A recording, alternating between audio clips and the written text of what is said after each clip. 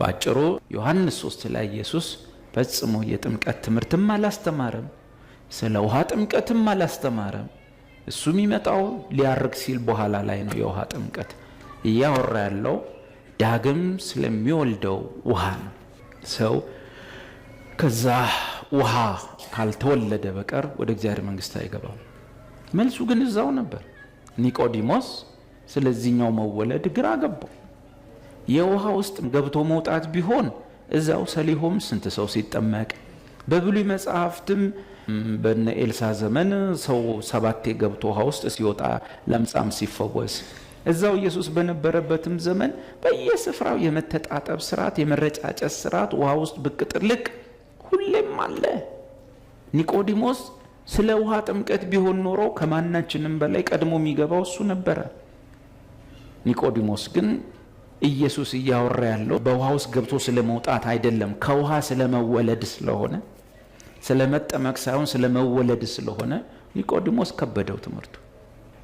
ውሃ ውስጥ ገብቶ መውጣት ማለት ኒቆዲሞስ አይሁዳዊ አይደል እንዴ? እኛስ ከነሱ አይደል እንደ ቀዳን ውሃ ውስጥ ገብቶ መውጣት፣ መረጫጨት፣ መንቦጫረቅ ከአይሁድ እኮ የተቀዳን እኛ ከታ መጣን። ያውም እሱ የእስራኤል መምህር ነው፣ ይሄ መቼ ይጠፋዋል?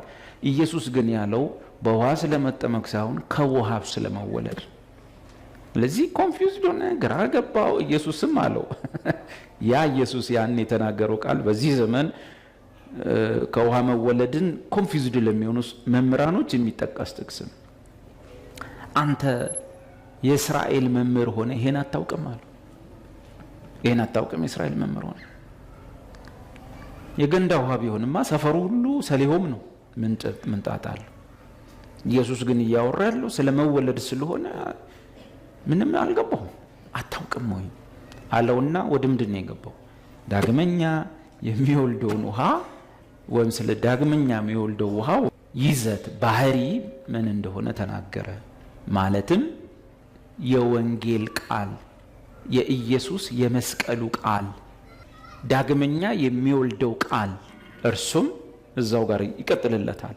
ይኸውልህ ኒቆዲሞስ ነገርየው እንዴት መሰልሃለሁ ብሎ እኛ ስለ ውሃም ነገር ሊያወራ ስንጠብቅ ኢየሱስ ምን ጀመረ?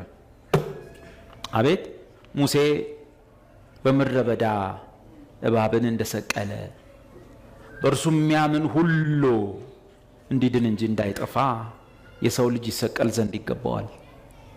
በእርሱ የሚያምን ሁሉ እንዲድን እንጂ እንዳይጠፋ እግዚአብሔር አንድያ ልጁን እስኪልክ ድረስ ዓለሙን እንዲሁ ወዷልና በእርሱ የሚያምን አይፈረድበትም፣ በማያምን ግን በአንዱ በእግዚአብሔር ልጅ ስም ስላላመነ አሁን ተፈርዶበታል እያለ የምኑን ቃል ሰበከው?